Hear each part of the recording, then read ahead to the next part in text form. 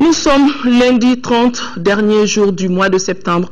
Mesdames et messieurs, bonsoir et bienvenue dans ce journal que nous ouvrons par ce communiqué du gouvernement. Le gouvernement de la République du Mali informe l'opinion nationale et internationale que de faits graves, atteintes à l'intégrité physique, provocation et agressions ont été perpétrées ces jours-ci contre les forces de défense et de sécurité et sur de paisibles populations. Ainsi, le vendredi 27 septembre 2013, des éléments de la Garde nationale du Mali en poste à l'agence régionale de la Banque malienne de solidarité BMS de Kidal ont été victimes d'une attaque à la grenade faisant 2 blessés. Le lendemain, samedi 28 septembre, c'était un attentat suicide à l'explosif qui a frappé le camp militaire de Tombouctou. Bilan, 6 morts et 6 blessés. Hier dimanche 29 septembre, Kidal a été de nouveau secoué par une explosion accidentelle d'un terroriste qui s'apprêtait à commettre un attentat suicide. Au même moment, des hommes armés ont ouvert le feu sur les soldats de l'armée nationale qui sont parvenus à repousser l'attaque. Le gouvernement de la République du Mali réaffirme sa volonté de poursuivre le processus de dialogue franc et sincère en vue du retour définitif de la paix et de la sécurité dans les régions du Nord avec l'appui de la communauté internationale. Le gouvernement poursuivra sans relâche la lutte contre le terrorisme, le crime organisé et le banditisme résiduel. Dans ce cadre, les forces de défense et de sécurité assumeront pleinement leur rôle. Le gouvernement de la République du Mali invite les populations à rester sereines. Le processus de paix et de réconciliation va se poursuivre. C'était là donc un communiqué du gouvernement suite aux récents événements survenus dans les régions du Nord. Je vous le disais dans les titres, après New York, le président de la République est depuis hier à Paris où, dès son arrivée, il a rencontré la communauté malienne vivant en France. Une communauté forte de plus de 2000 Maliens, toutes catégories socio-professionnelles confondues et qui est déterminée à prendre toute sa part dans l'édification du nouveau Mali. Un challenge qui ne se fera pas aussi sans les Maliens des États-Unis. Envoyé spéciaux Boubacar Touré et Brahima Koulibaly. Émotion et bénédiction ont ponctué la rencontre entre le chef de l'État et la grande communauté des Maliens vivant aux États-Unis et en France. À New York, le président de la République avait à ses côtés un ami du Mali, le sénateur de l'État de New York, Bill Portin. À New York, comme à Paris, Ibeka a salué les initiatives de la diaspora malienne dans la gestion de la crise. Il les a invités à redoubler d'ardeur pour relever les nouveaux défis du pays.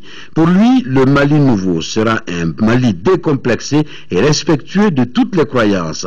Le chef de l'État a pris bonne note des doléances de la diaspora qui portent entre autres sur l'amélioration des rapports entre les migrants et les services consulaires, la défense des sans-papiers et surtout l'intégration des Maliens de la diaspora dans les instances de décision. Le Mali nouveau sera marqué par la fermeté et la rigueur, a-t-il dit.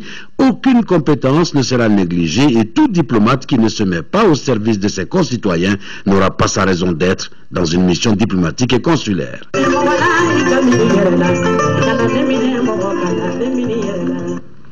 Au cours de ces deux rencontres, Ibrahim Boubacar Keïta a insisté sur la place de nos compatriotes dans l'avènement d'un nouveau Mali et a aussi sollicité leur soutien dans la réussite de sa mission. Les récents événements de Tombouctou et de Kidal ont été évoqués par le président Ibrahim Boubacar Keïta. On ne peut pas être musulman et vouloir la mort de l'autre gratuitement. On ne peut pas être musulman. Non. Ils cherchent autre chose. L'islam n'est pas leur religion. Non. L'islam, c'est la paix. S'ils sont musulmans, ils ne peuvent pas être les barbares, les sauvages que nous voyons à l'œuvre. On ne peut pas, en tant que musulman, attenter à la vie qu'on ne s'est pas donnée, à fortiori, attenter à celle d'autres vies innocentes. Donc, ce qu'il y a chez nous aujourd'hui, que nos amis français et autres ont stoppé à Gona, veulent reprendre du poil de la bête. Mais la bête ne se réunira pas. J'ai failli brûler Paris. quand j'ai eu la nouvelle. Mais j'ai dit non, je ne veux pas trembler devant cela. Je reste serein. Et j'ai des choses à échanger avec mon ami François Hollande. Le travail n'est pas terminé. Nous avons donc beaucoup de choses encore fortes à nous dire, à convenir. Pourquoi je suis venu à Paris malgré tout cela? Nous ne sommes pas déstabilisés. Nous ne serons pas. Psychologiquement, je n'ai jamais été aussi serein. Jamais. Et je souhaite qu'ici également, donnez-vous la main désormais. Amari, vous tous, donnez-vous la main. Je vous demande, donnez-vous la main en tant que Malien. Pas RPM, pas RD, pas je sais quoi. Malien, un point, un trait. C'est ce que je veux. C'est ce que je souhaite. C'est ce que je souhaite que vous soyez. Et vous le serez, Inch'Allah, pour le Mali. Pas pour le cas. Pas pour le cas. Le cas est désormais là où Dieu et vous-même l'avez placé. Le reste, vous devez m'accompagner.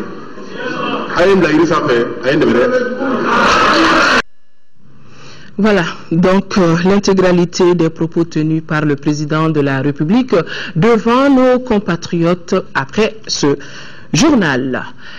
À cause du 1er octobre, les scolaires maliens vont retrouver le chemin des classes. À cette occasion, Madame le ministre de l'Éducation nationale, dans un message, demande aux acteurs de l'école de s'impliquer dans une dynamique partenariale pour soigner la qualité de l'enseignement au Mali. Nous vous proposons un extrait de ce message recueilli par Bataoré. L'année scolaire 2012-2013 revêt cette particularité. Au moment où nous effectuons la rentrée des régions sud, les élèves des régions du nord se préparent à passer les épreuves des examens, diplôme d'études fondamentales, baccalauréat, certificat d'aptitude professionnelle, brevet de technicien. Je voudrais donc, à l'occasion de cette rentrée scolaire, d'une part lancer un appel pressant aux enseignants, aux partenaires sociaux et techniques, pour une reprise effective de l'école sur l'ensemble du territoire national, et d'autre part, au développement de la qualité de l'enseignement et de l'apprentissage. Aux administrateurs scolaires, je demande de veiller sur la présence des élèves et des enseignants à l'école, à l'association des parents d'élèves, aux membres des comités de gestion scolaire. Je voudrais dire que l'école prépare l'avenir de nos enfants. Aux syndicats d'enseignants, je voudrais leur dire à toutes leurs préoccupations et fera tout son possible pour les prendre en charge. Pour conclure, c'est dans le cadre d'une véritable dynamique partenariale que l'école arrivera à produire des résultats probants.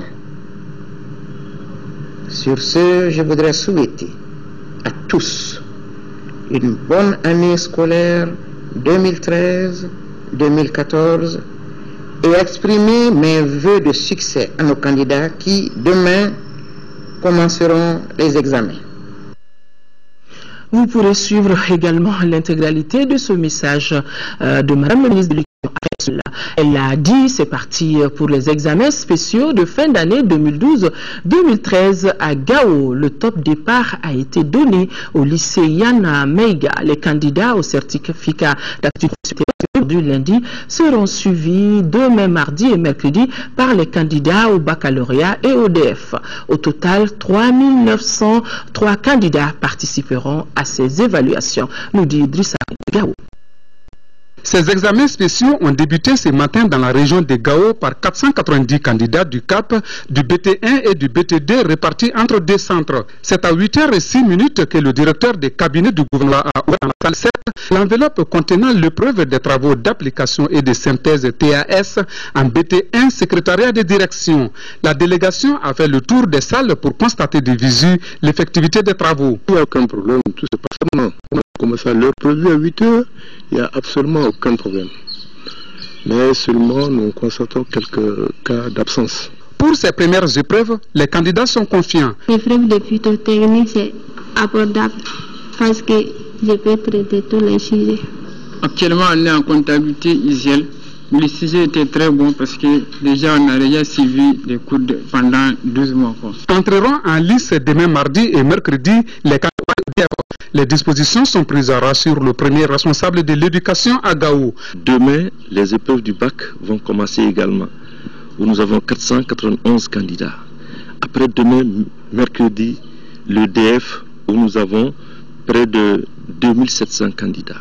Donc toutes les conditions sont réunies. C'était pour nous un challenge. Pour cet autre challenge, la région doit le réussir pour aborder une bonne rentrée scolaire 2013-2014 prévue pour le 17 octobre prochain. C'est effectivement un défi qui a été relevé parce qu'on ne s'attendait pas à ce que ces examens se passent aujourd'hui dans des conditions aussi bonnes que ça. Au total, 3093 candidats, dont 1675 filles, composeront pour ces évaluations de fin d'année dans la région de Gao. Ces examens se déroulent sous l'œil vigilant des forces de sécurité.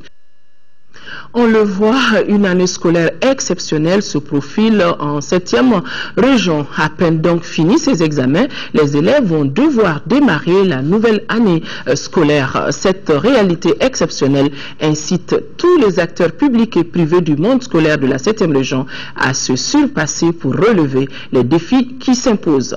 Comment les autorités arrivent à organiser ces deux événements et avec quels moyens? L'enquête est menée par Daouda Zoumana Traoré et Djibril Bagayogo. De l'occupation illégale à la libération, l'école à Gao a été certes ébranlée mais jamais fermée.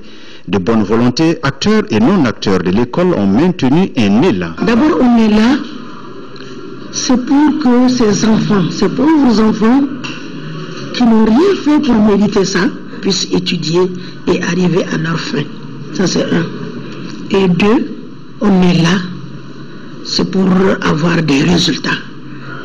Et des bons résultats. En gardant les élèves en cadre, pour nous, ce qui était important, c'est vraiment de refuser, de résister. Et tous les élèves étaient d'accord de rester parce que personne n'était d'accord à partir. Et derrière, en même temps, nous avons, dans les mois qui suivent, on avait l'examen national. Les élèves avaient suffisamment préparé et ils ne tenaient pas aussi à perdre leur année scolaire. Aujourd'hui, le monde de l'éducation respire et tous les acteurs tentent de faire en sorte que les perturbations ne compromettent pas l'année scolaire 2012-2013 qui tire à sa fin à Gao.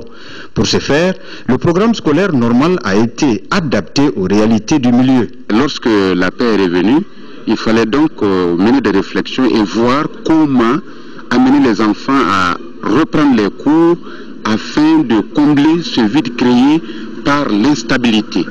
Et c'est pourquoi ce programme spécial a été conçu. Ce programme conçu a eu l'adhésion de tous. L'acceptation de la suspension des vacances et la tenue très prochaine des examens en sont les illustrations. Il faut que le Mali gagne, il faut qu'on sorte de cette ornière-là, de ces crises perpétuelles-là. C'est tout. Il faut que l'État là soit. Ces examens qui débutent dès ce samedi prévoient le 2F, le BAC, le CAP et le BT. Nous allons présenter alors près de 3904 candidats. Donc juste après les examens, la rentrée aussi, la date de la rentrée a été fixée au 17 octobre. Et là, nous avons fait un chronogramme de rentrée et nous avons déjà informé, ventilé la décision au niveau de tous les CAP, au niveau des collectivités territoriales, au niveau des partenaires de l'école. Bien sûr, il y a des difficultés, parce qu'il y a une insécurité résiduelle dans beaucoup de localités. Il y a également les besoins de construction, de réhabilitation à faire, les équipements à apporter. Donc je crois que déjà, en la matière, beaucoup de partenaires se sont annoncés. Au jour d'aujourd'hui, les inscriptions pour la première année, on est déjà à 65 élèves pour la première année qui sont inscrits. Donc nous pensons déjà que le cap est franchi pour l'ouverture prochaine. Les recrutements vont bon train au niveau de notre établissement. C'est vrai que ça ne vient pas, il n'y a pas un grand engouement, c'est vrai, mais nous savons quand même que les anciens sont déjà là et de nouveaux élèves qui viennent s'informer. Il y a les parents qui viennent s'informer pour se rassurer. Mais avant, les intrépides enseignants doivent davantage se sacrifier pour la correction de milliers de feuilles d'examen dont les résultats orienteront les lauréats vers d'autres horizons. Toujours en relation avec la rentrée scolaire, les responsables du syndicat national de l'éducation et de la culture étaient face à la presse. Ils ont échangé avec les hommes des médias autour de leur vision et de leur perspective en prélude à la rentrée scolaire 2013-2014. Nando Dambélé a suivi ce point de presse. La conférence de presse qui s'inscrit dans le cadre de la rentrée syndicale du syndicat national de l'éducation et de la culture a pour thème central « École publique, gratuite et de qualité pour tous ». Pour nous, il a un grand contenu, il a un sens, et ce sens est symbolique. Notamment le développement de la petite enfance, la qualité de l'enseignement, le taux élevé de l'alphabétisation, et qu'il n'y ait pas de conditions qui puissent empêcher qu'un enfant malien puisse aller à l'école. L'étude du thème a permis d'aborder plusieurs aspects comme l'analyse de la rentrée scolaire 2012-2013 marquée par la crise, les examens scolaires marqués par des programmes inachevés, les manuels scolaires insuffisants et de mauvaise qualité, la gestion du personnel enseignant et les résolutions du dernier congrès du SNEC. Par ailleurs, les responsables du SNEC ont exprimé leurs inquiétudes par rapport à la rentrée 2013-2014. Pour nous, les conditions ne sont pas du tout réunies au nord de notre pays, non seulement du point de vue infrastructure, du point de vue ressources humaines, du point de vue matériel didactique, du point de vue également manuel. En perspective, le syndicat national de l'éducation et de la culture compte célébrer son cinquantenaire cette année. Il veut en outre s'ériger en syndicat de développement à travers la lutte contre le travail des enfants, la sauvegarde de l'environnement et l'éducation à la citoyenneté. En 4e région, les activités de la semaine de l'alphabétisation ont pris fin aujourd'hui à Benena. Benena, c'est dans le cercle de Toumignan. La cérémonie de clôture a été présidée par Madame le ministre de l'Éducation nationale. Et cette cérémonie a été marquée par plusieurs activités, nous dit Kandé Silla.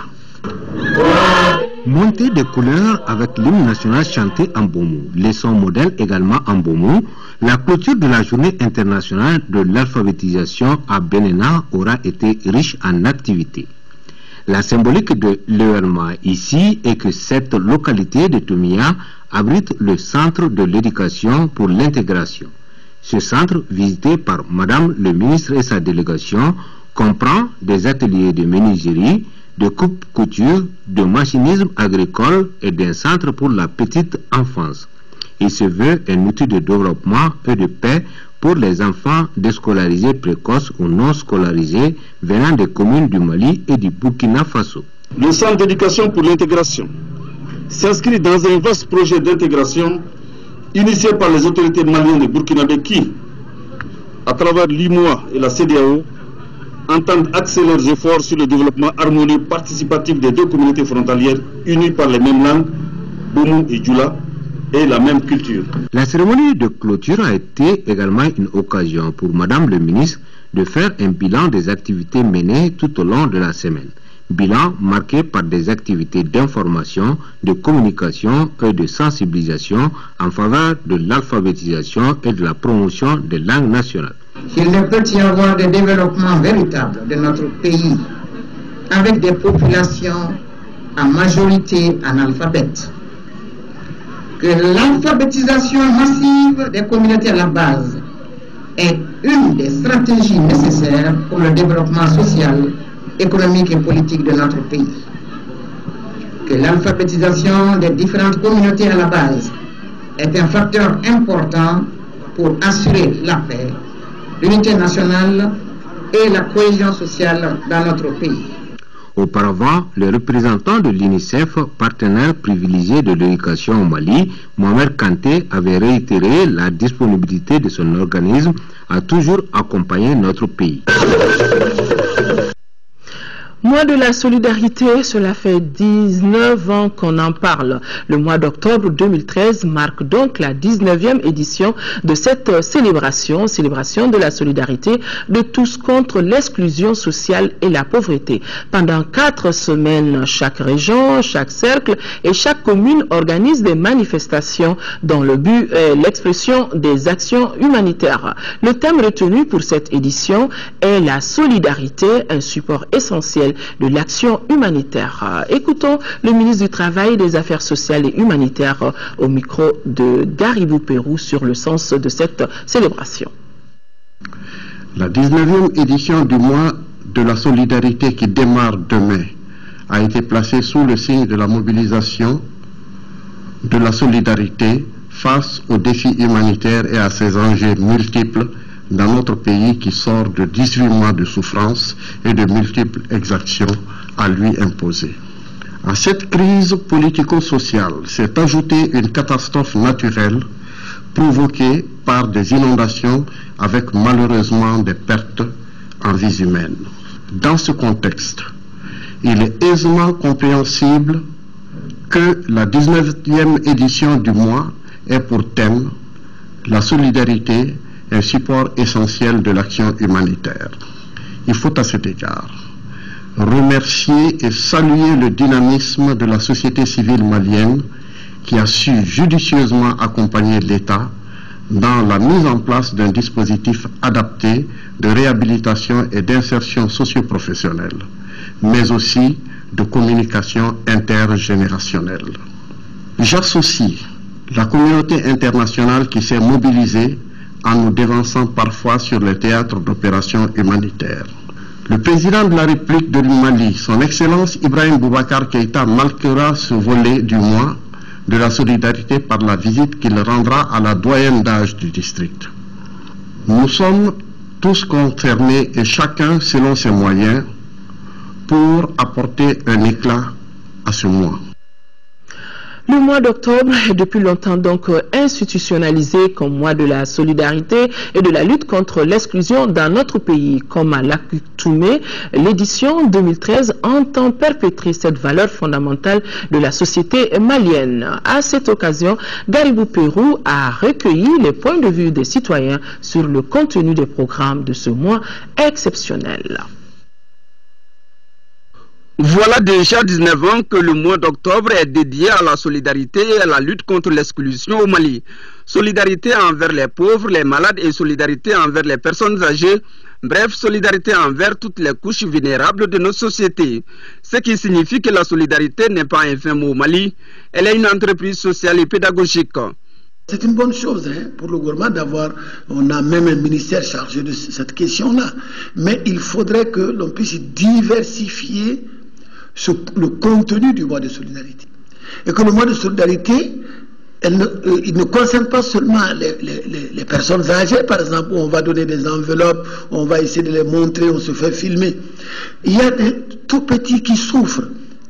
Tous les âges, il y a de la précarité dans la société. Il y a beaucoup d'améliorations à faire.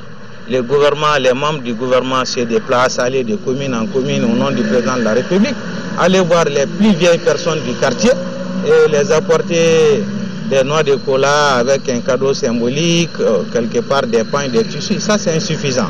Certes, les actions entreprises par le gouvernement malien sont jusqu'ici positives, mais il faut encore étendre la couverture pour faire vibrer les fibres de solidarité et de la charité pour tous les Maliens nécessiteux, estiment certains citoyens. Pour les personnes handicapées, une politique nationale sur le handicap et le développement avec son contenu, et cela veut dire que c'est une continuation du mois de la solidarité. À mon point de vue, moi je veux augmenter le salaire de retraité de cette année. Ce n'est pas seulement la nourriture, non. C'est surtout, comme je l'ai dit, compatir au problème de l'autre, regarder l'autre, s'intéresser à l'autre, gémir avec l'autre, pleurer avec l'autre. C'est ça de la compensation et ça c'est de la solidarité. Et l'action gouvernementale doit s'inscrire cette année dans ce cadre-là. Aller plus loin dans les recoins, dans les hameaux. Cette solidarité envers les démunis ne doit pas s'arrêter seulement au mois d'octobre. Elle doit être initiée par le gouvernement tous les jours pour une meilleure répartition des chances. Ce qui va sans doute éviter certains vices, à en croire les spécialistes. Pourquoi on est exclu si on est pauvre? Qu'on le veuille ou pas quelque part, si on est vraiment pauvre, si je ne me sentirais pas exclu, il y aura peut-être un regard qui va m'indexer que je suis un exclu. La solidarité doit être une règle pour tous les Maliens puisqu'elle est le socle de notre société.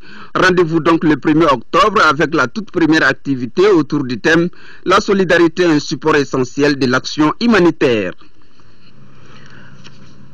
Vision du changement au ministère du Développement rural, c'est l'intitulé d'un document en validation par les organisations professionnelles agricoles. La rencontre dédiée à cet exercice a été ouverte par le ministre Dr Bokari Tereta, premier responsable du département, accompagné par Nango Dambélé, ministre délégué en charge de l'élevage, de la pêche et de la sécurité alimentaire. Le compte-rendu de Moïse Traoré. La vision du changement au ministère du Développement rural est exposée dans un document de 17 pages.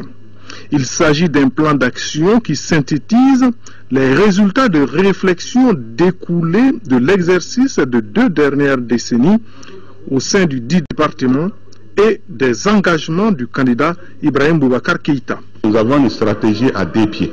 C'est-à-dire nous avons un secteur traditionnel de subsistance que nous voulons promouvoir. On va rationaliser tous les programmes qui existent pour faire la promotion de ce secteur. De l'autre côté, comme l'a prévu la loi d'orientation agricole, nous voulons quand même faire appel à des investissements privés pour booster un peu la production parce que nous avons un potentiel d'exportation qui est énorme.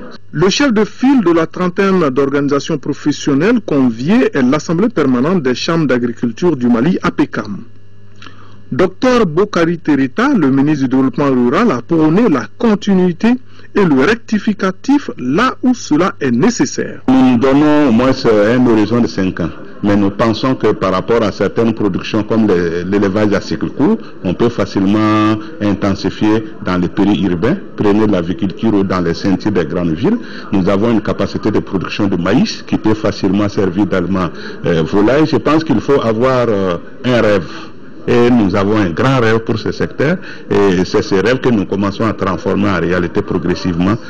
En somme, il s'agit de jeter les bases d'une agriculture orientée à la fois vers la sécurité alimentaire et l'agro-business.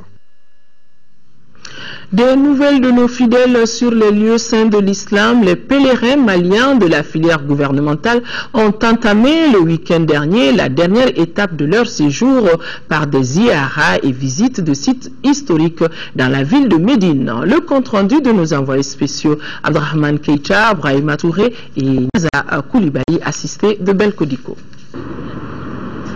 Les ziyaras visitent des sites historiques de l'islam marquent la fin du séjour des pèlerins maliens à Médine. 8 jours déclinés en 40 prières dans la mosquée du prophète Mohammed P. Loin d'être de simples visites touristiques, ces ziyaras visent le raffermissement de la foi du pèlerin. Les ziyaras, c'est un mot arabe qui signifie la visite, qu'on traduit souvent par le tourisme islamique, selon les jurisprudences. Bon, on utilise ce mot, le tourisme islamique, on le tolère, mais c'est plutôt un tourisme spirituel.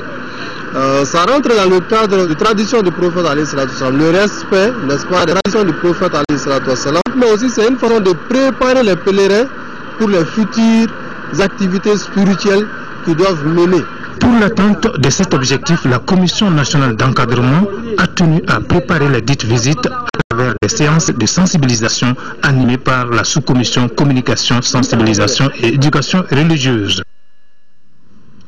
Nous retrouvons l'actualité nationale. Plus de 29 millions de francs CFA, c'est le montant du projet d'installation des ouvrages d'eau et d'assainissement dans le village de Mangadawe, commune rurale de Soni à Libère. Ce projet exécuté par l'ONG ADM, Appui au développement au Mali, sur financement de la deuxième phase du programme d'appui aux organisations de la société civile. Reportage de Drissa Akone.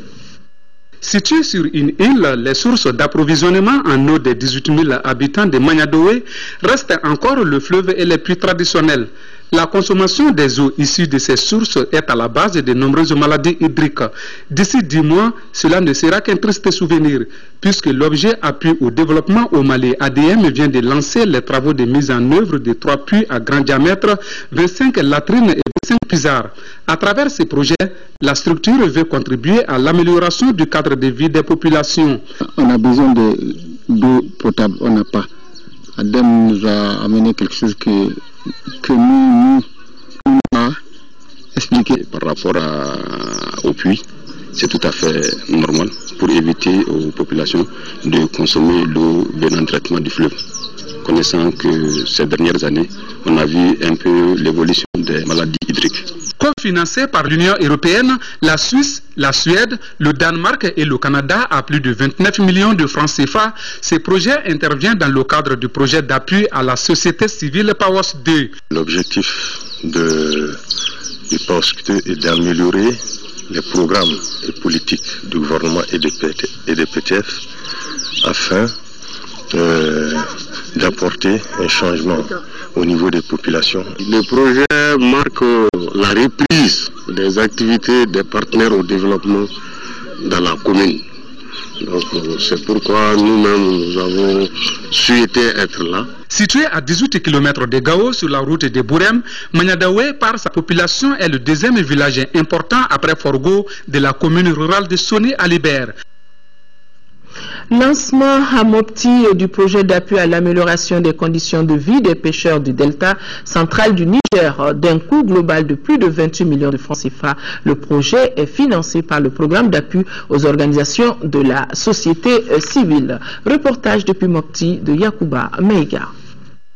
Le projet d'appui à l'amélioration des conditions de vie des pêcheurs du delta intérieur du Niger est une initiative de 117 sociétés coopératives qui composent l'Union des sociétés coopératives des pêcheurs du delta intérieur du Niger. Sa mise en œuvre consiste à renforcer pendant une année les capacités des pêcheurs en pisciculture et à former les femmes à la transformation des produits de la pêche. Le contrat est signé depuis le 2 août 2013. Un contrat d'un montant de 28 440 279 francs CFA. Les autorités régionales reconnaissent la pertinence d'une telle initiative dans une région dont l'économie repose en partie sur le sous-secteur de la pêche. C'est un projet qui va permettre d'améliorer les revenus de cette couche vulnérable que constituent les pêcheurs. J'ai saisi cette occasion pour convier les pêcheurs à plus d'unités de cohésion pour que leur activité puisse se développer et se porter gardien de la réglementation sur la pêche pour la préservation et le développement des ressources halieutiques. Le présent projet d'amélioration des conditions de vie des pêcheurs du delta intérieur du Niger est cofinancé par l'État malien, l'Union européenne, le Danemark, la Suède, la Suisse et le Canada à travers la phase 2 du programme d'appui aux organisations de la société civile. Restons en 5e région où l'ONG Groupe de recherche et d'application technique, le programme d'appui aux organisations de la société civile, vient de procéder au lancement du projet d'appui aux déplacés de la commune rurale de Orobé-Doundé. C'est dans le cercle de Mopti. Aminata Touré. Pour un coût de plus de 29 millions de francs CFA et une durée de 12 mois, le projet d'appui aux déplacés de la commune rurale de Orobé-Doundé est une initiative de l'ONG Groupe de recherche et d'application technique GRATS et son partenaire, le programme d'appui aux organisations de la société civile PAOS-D. Ce projet a comme objectif global c'est de soulager les souffrances des populations vulnérables par le soutien aux activités de pêche, de maraîchage et l'accès aux produits alimentaires. L'amélioration des revenus de 200 pêcheurs dans la commune de Orobé-Doundé à travers la dotation en équipement et le renforcement des capacités en gestion. Le projet ambitionne également d'augmenter les revenus et assurer la diversification alimentaire de 300 femmes maraîchères à travers le soutien à la production. La population de Orobé-Doundé est très contente parce qu'avec le GRAPT, il y a plus de 15 ans, GRAPT intervient dans la commune. L'appel que je lance à Orobé-Doundé, c'est vraiment de bien gérer ce qui va être mis à leur disposition. Il est à retenir que le présent projet va couvrir les villages de Saint-Dégué, Drambani, Barassoumé dans la commune de Ourobedoudé, cercle de Mopti. La population de Sanankoroba, pas loin de Bamako, vient de bénéficier d'un tracteur et divers matériels. Le don est de la ville Sainte-Élisabeth du Canada jumelée à Sanankoroba. L'appui rentre dans le cadre de l'amélioration de la production agricole et de l'assainissement du village. Nouroum Sissoko. Un tracteur avec remorque pour 9 millions de francs CFA, 17 bicyclettes, un métier à tisser, un ordinateur avec imprimante, des fournitures scolaires, on en oublie volontiers. C'est le lot d'équipements que la ville de Sainte-Élisabeth au Canada met à la disposition du village de Sanankoroba. On a fait des activités lucratives, ça a été très populaire et les gens étaient enchantés pour participer à cette activité de levée de fonds. Le tracteur qui vient d'être mis à disposition doit permettre d'augmenter la production agricole à Sanankoroba. Il va également contribuer à l'assainissement du village. Le matériel qu'on vient de recevoir, nous avons pris des dispositions pour sa gestion. Ce tracteur va générer déjà 3 emplois permanents. Le jumelage Sanankoroba-Sainte-Élisabeth date de 1985 et depuis que de chemins parcourus. Le lotissement du côté est de Sanankoroba, la réalisation de 2 caniveaux qui sauve le village de Sanankoroba, d'inondation, la dotation des familles de Sanankoroba d'équipements et matériel agricole, des fonds de développement pour femmes et hommes, un projet d'assainissement du village de Sanankoroba. Déjà, une enveloppe consistante a été déboursée par des bonnes volontés pour assurer l'achat de carburant.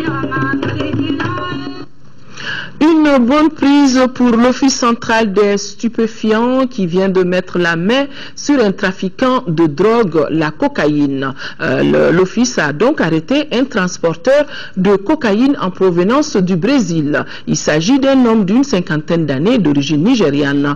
Arrêté à l'aéroport de Bamako-Sénou, l'homme avait dissimulé dans son ventre 72 capsules de cocaïne depuis donc le Brésil. Des précisions avec le chef adjoint de la cellule de stupéfiants. Il est au micro de Abdrahman Meiga. Vendredi le 27 septembre 2013, l'aéroport international Bamako-Sénou avons interpellé un Nigérien en provenance de Sao Paulo au Brésil. Et nous l'avons interpellé par ciblage. Après l'interpellation du nommé Okoli Banefo, nous l'avons conduit à notre bureau. Dans les bureaux, nous avons procédé aux fouilles. Les fouilles corporelles et bagages qui se sont avérés négatifs. Mais c'est à la suite des questions-réponses qu'il a fini nous avouer qu'il transportait dans son ventre 72 boulettes de cocaïne. Après l'expulsion de la boulette, nous avons testé une boulette avec les tests narcotiques identification système. L'enquête est en cours. On a presque terminé la procédure et ce qui est sûr, l'interpellé sera transféré aux autorités judiciaires compétentes. Sport, handisport, les rideaux sont tombés hier au stade du 26 mars de Bamako sur la 12e édition du championnat national de handisport. Excepté les athlètes de Tombouctou, Gao et Kidal, tous les autres participants ont honoré de leur présence. Au classement général, Bamako est en tête suivi de Sikasso et Mopti. Le point avec Siragatou Sissé. Placé cette année sous le signe du renouveau, la 12e édition du championnat national de handisport, pilotée par la Fédération malienne de sport pour personnes handicapées, FEMACH, a vu non seulement le nombre de disciplines augmenter, mais aussi la taille des différentes délégations. Venus de Kai, Koulikoro, Sikasso, Mopti et le district de Bamako, avec son gros contingent, les participants ont répondu à l'invitation de la FEMACH, excepté ceux des régions de Tombouctou, Gao et Kidal. Le nouveau bureau fédéral, sous la houlette du président Amadou Diarra, entend donner à la dite fédération toute sa place. Les compétitions en handisport sont un peu rares. C'est pourquoi nous considérons le championnat national handisport comme le plus grand événement de notre fédération au niveau national.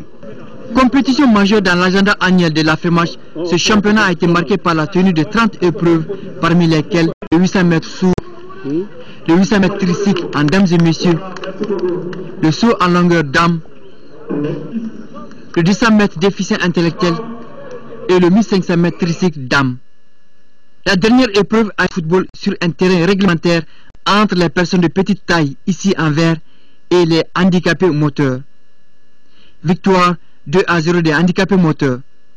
Durant 2 jours, la direction technique a pu se faire une idée du niveau des athlètes dans les diverses catégories. Dans l'ensemble, le niveau est bon. Surtout qu'on a fait beaucoup d'innovations cette année. Et à voir même l'atmosphère, on sait que ça a porté fruit. On a éliminé pour la première fois les personnes de petite taille ont adhéré à la FEMACH avec certaines disciplines comme dans l'international, elles ne font que les lancer. Des prix spéciaux ont été remis aux différents lauréats. Au classement général de cette 12e édition du championnat national de handisport, le district de Bamako se taille la part du lion avec 18 or, 21 argent, suivi de Sikasso, 7 or, 2 argent et Mopti, 1 or, 3 argent. L'émission Score de ce lundi sera consacrée à l'Assemblée générale élective de la Fédération malienne de football FEMAFOOT avec la participation des représentants des 3 listes en course pour la présidence de la FEMAFOOT. À suivre en direct sur votre télévision nationale à partir de 21h. Le client devrait être mieux considéré dans les structures de santé, c'est ce que prévoient des textes adoptés en 2002. Il s'agit de la loi hospitalière et de la charte du malade. Selon ces 2 textes, un patient qui arrive en service des urgences doit être entièrement pris en charge avant que l'on lui tende une ordonnance. Les dispositions de la loi que l'hôpital Gabriel Touré a commencé par appliquer et qui nécessitent une mise à niveau de certains de ses services, comme la pharmacie, le laboratoire et la radiologie. Focus Santé de ce soir, une réalisation de Tchessira Emmanuel Dambélé.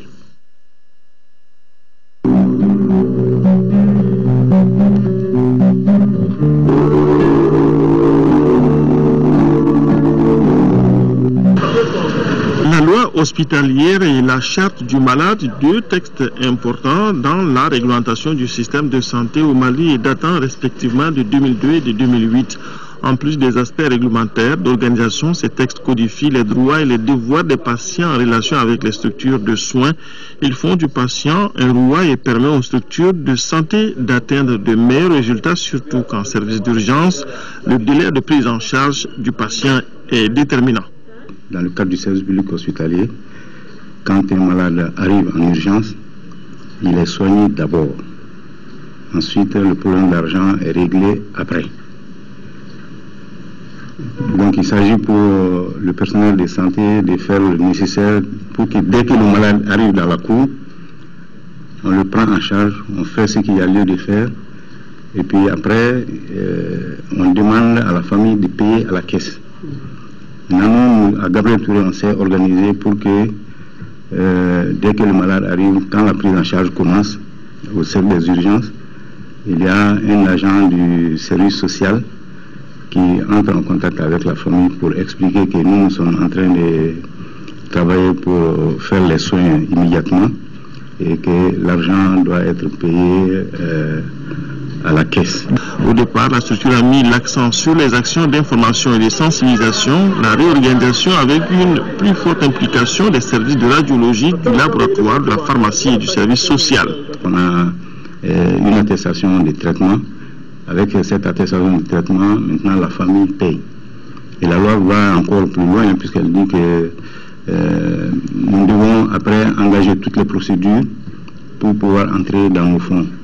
Maintenant, si il se trouve que c'est un malade qui n'est pas du tout solvable, alors la loi demande au ministre de la Santé de payer. Surprise pour les infortunés qui ont été les premiers à bénéficier de la mesure, nécessitant forcément que les principaux services impliqués soient remis à niveau.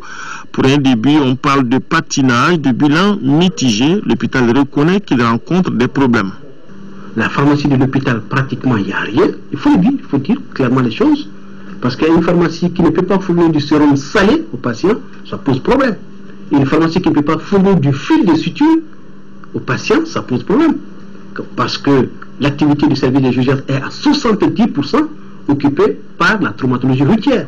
On a quelques difficultés quelquefois aussi avec des fournisseurs, parce que bon, il y a les procédures des marchés publics, hein, malheureusement qui ne tiennent pas compte hein, des spécificités des médicaments et accessoires. Donc il arrive que on ait des fournisseurs qui ne soient pas toujours en règle avec les fiscs. Soigner le patient qui arrive en urgence avant de lui tendre une ordonnance. Cette disposition devrait être appliquée au niveau de toutes les structures sanitaires du pays, autrement dit du centre de santé communautaire au centre hospitalier et universitaire en passant par le centre de santé de référence. Normalement, quand vous arrivez avec un malade dans un centre de santé de référence, on ne doit pas vous dire qu'il n'y a pas de médicaments, on ne doit pas vous dire qu'il n'y a pas de place. Les responsables de ces établissements ont obligation de soigner les malades d'abord et de chercher la place ensuite. Le système, il est bon. C'est un bon système. Vous ne savez pas, vous ne saurez que ce système est bon que lorsque vous serez directement intéressé par ce système. Si vous avez un parent qui fait un accident, qu'on amène aux urgences à 2 h du matin, c'est pas évident que vous ayez dans les poches 50 000 francs, 60 000 francs. Mais le lendemain matin, c'est sûr et certain que vous aurez 1 million dans la poche. Mais de la nuit au matin, ça peut être trop tard pour ce patient. À l'hôpital Gabriel Touré, on insiste là-dessus, la mesure n'est applicable que pour les urgences et c'est loin d'être de la gratuité. Si les patients qui bénéficient de la mesure ne remboursent pas, cela conduirait directement au blocage du mécanisme, blocage qui pourrait se traduire par une défaillance de la structure sanitaire.